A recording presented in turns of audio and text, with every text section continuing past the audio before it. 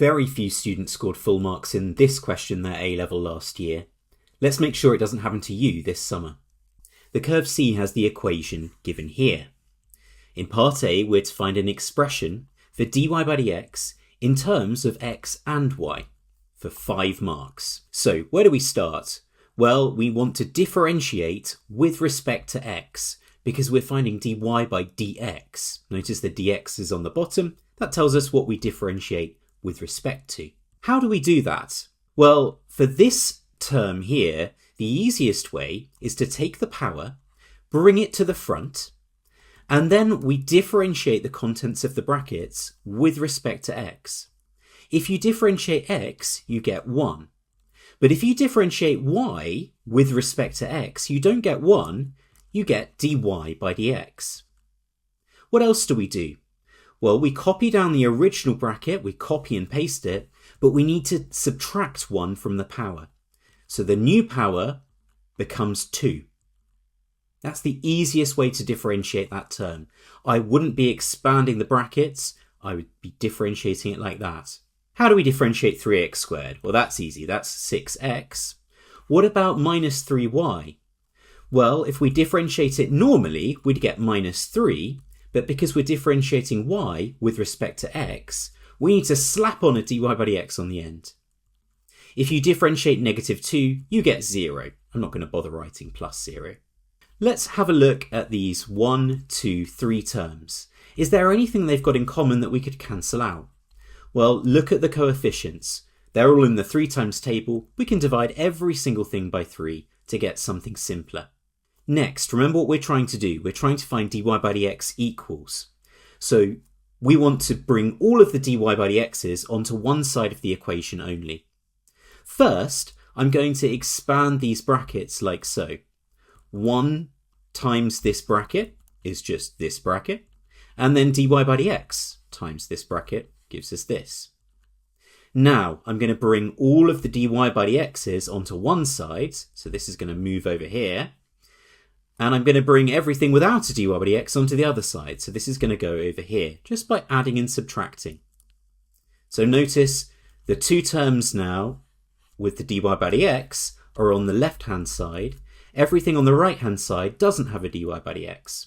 Next, we factor out a dy by dx from these 2 terms, like so, leaving a 1 here and x plus y squared here. This side's the same, I wouldn't bother rewriting it. Finally, we divide both sides by this bracketed term here to isolate the dy by dx. That leaves us with the answer to part A here. Part B, the point P, where x is 1 and y is 0, lies on the curve C. Show that the normal to the curve C at this point P has this equation for 2 marks. Remember what we've just done in part A, we've worked out what dy by dx is. So we can substitute x equals 1 and y equals 0 at the same time into this expression for dy by dx. That's what I've done here, replacing each x value by 1 and each y value gets replaced with 0, as you can see here.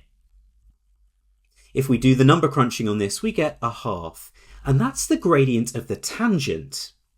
But the question has asked us about the normal. How do we relate the gradient of the tangent to the gradient of the normal? Well, you should know that the gradient of the tangent multiplied by the gradient of the normal gives us negative 1. So if we substitute this gradient of a tangent into this equation, we get this equation. Multiplied by 2, we get the gradient of the normal to be negative 2. But we want the equation of the normal, not just its gradient. So we can use this formulation with the point P being our x1 being 1 and our y1 being 0, along with our gradient m being negative 2. If we substitute in all of those ingredients, we end up with this, and if we expand the brackets, we get our answer to part B. Part C. Prove that the normal to the curve at P does not meet the curve C again. You should use algebra for your proof and make your reasoning clear. Let's just remind ourselves of what we've found so far. We've just worked out in part B that the equation of the normal at this point P is given by this. And remember, we were given at the start of the question the equation of the curve C. Well, if we're trying to find possibly another point where the normal meets this curve, effectively we can try to solve these simultaneously. Now, what we're trying to show is that, in fact, this is the only solution to that simultaneous equation. So how do we solve this simultaneously? Well, we're told in this equation what y equals. Y equals this. So wherever we see a y in this equation for curve C, we can replace it with this in brackets.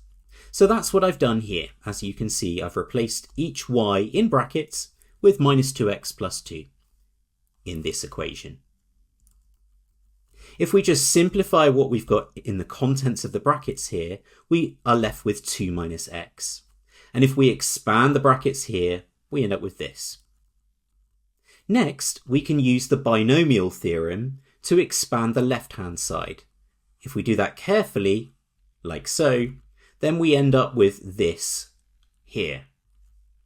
Similarly, we can just simplify the right-hand side to get a negative 8 here. We want to solve this equation, so let's bring all of the terms onto one side to get equals 0. Now we've got a cubic equation. Remember that we know that P solves this cubic equation. So we know that x equals 1, that's the x coordinate of P, is a solution to this cubic. So that means that x minus 1 must be a factor of this cubic. That's by the factor theorem. So, one of the brackets I know must be x minus 1, and the other bracket must be a quadratic, because I know that if I multiply this linear term by a quadratic, I'll end up with the cubic that we have on the left-hand side. Notice I know that this must just be x squared, not something like 2x squared or 3x squared, because when we multiply x by x squared, that's going to give me the 1x cubed on the left-hand side. But I don't yet know what the coefficient of x is, nor the constant term b. How can I work those out? Well, if I were to expand the brackets, the only way of getting the cubic term is like this. But there are two ways of getting the quadratic term, the x squared term. One way is by multiplying x by ax. That would give us ax squared. But there's another way. If we multiply minus 1 by x squared, we'd also get a quadratic term. So I've just combined those into one and written a minus 1 x squared. We don't have to bother working out the x term because it's not going to give us helpful information. However, if we look at the constant term, the only way of getting the constant term is by multiplying here. This gives us minus b. So we can conclude, if this is going to equal this, it must be that the coefficient of x squared must be equal. In other words, a minus 1 must equal minus 3, and therefore a equals negative 2. Similarly, we can compare our constant terms. The minus 16 here must equal the minus b here. If we multiply both sides by minus 1, we know that b is 16. So, what does this become? Well, we now know what a and b are, so we can substitute them back in, not forgetting that this cubic equaled 0. So, we end up with this. So this bracket obviously will lead to x equals 1. Remember, that was to do with the x coordinate of P. So we need to show that there's no other solution. We need to show that this quadratic term has no real solutions. How can we do that? Well, we can evaluate the discriminant, b squared minus 4ac.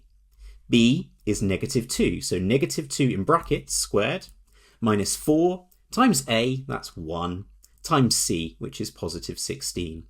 If you do the number crunching on this, you get negative 60. So b squared minus 4ac, the discriminant, is negative. So that means that this quadratic has no real roots. So the only root, the only equation to the cubic is x equals 1, which corresponds to p. So the normal does not meet the curve again. Make sure you write a really clear and careful conclusion. We're not saying that there aren't any roots, we're saying that the only root is x equals 1, which corresponds to p. So make sure in your conclusion that you refer to the normal not meeting the curve again.